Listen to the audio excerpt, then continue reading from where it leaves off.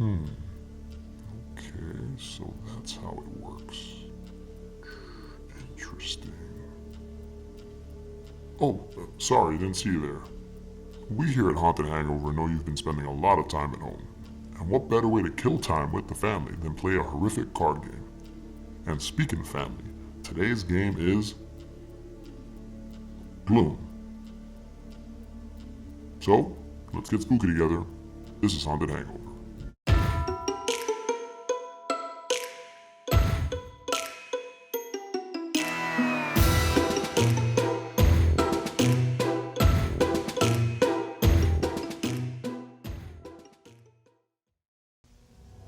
Published by Atlas Games in 2004 and designed by Keith Baker, Gloom is a card game where you control the fate of an eccentric and strange family, with the end goal being their ultimate demise. Featuring macabre artwork and unique gameplay, Gloom is sure to bring a delightfully grim atmosphere to any party.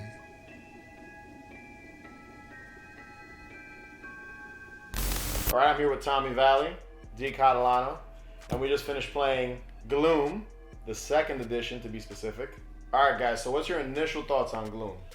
I thought it was a pretty cool game. I like the very unique design. The cards themselves allow for a unique way to play by stacking them on top of each other, but the translucent nature of the cards you could see underneath. The art on the actual game itself kind of reminds me of like the Addams Family, right? You thought of the same thing. And just kind of like all the families have like weird names. It reminded me of In a Dark, Dark Room. That's what it was. That old book, that the Halloween Tales book that we all read in elementary school. I've never seen, I don't know if you guys know any other games that has translucent cards. That was a first for me. No, this was the first time I've ever seen that. Yeah, you guys. I was trying to think of something, but I couldn't remember it. Yeah. I could have sworn I have come in counter with something like that, but I can't. Yeah, it's pretty unique, and the way the design is there for a reason. You know, so it is really a really cool feature to this specific card game. The cool thing about this game is that essentially the way to play it is that you are trying to make your family as miserable as possible and then kill them. And the family that has the most amount of misery is the one that wins. How do you calculate that? With negative points.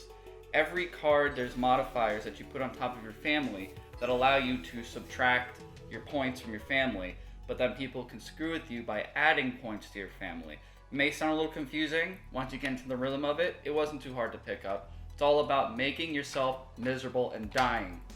Just die. That confused you a little bit.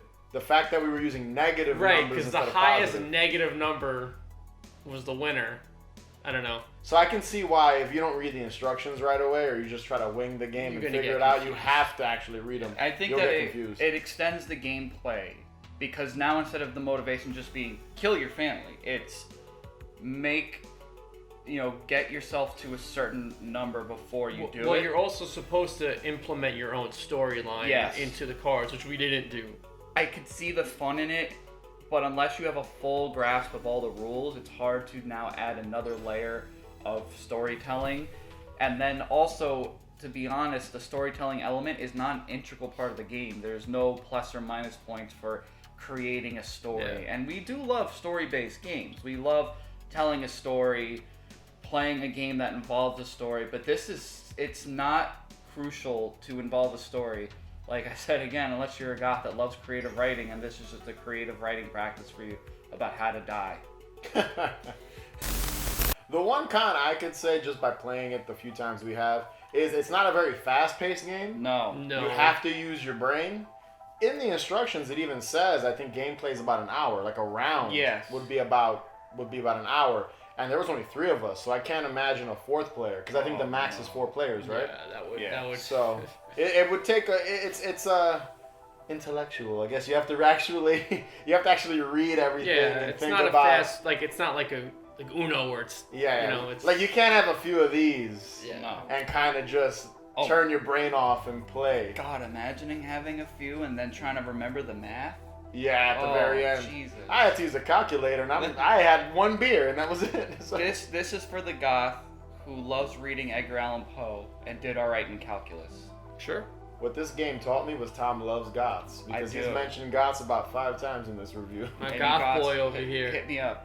Tom, you should have wore a little eyeliner when we played today. Oh my god, I should You have. can maybe pencil in a heart. Alright guys, so I think you'll agree with me.